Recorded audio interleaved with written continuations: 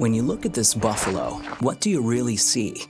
We see a dogga boy, or an old bull that was hunted for more than 10,000 US dollars.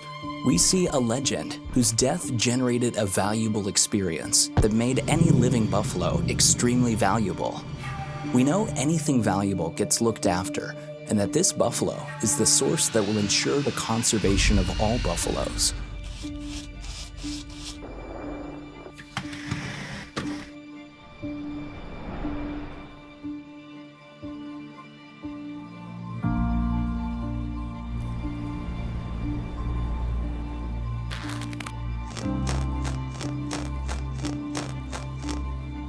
When you look at this buffalo, what do you really see? We see a buffalo whose total existence depends on the value it represents to humanity. We see a trophy with a story that will inspire a boy or girl to become a trophy hunter and will ensure buffaloes stay valuable. We see a product that will last a lifetime to educate our youth on the importance of trophy hunting as a value generator for all wildlife. What do you see?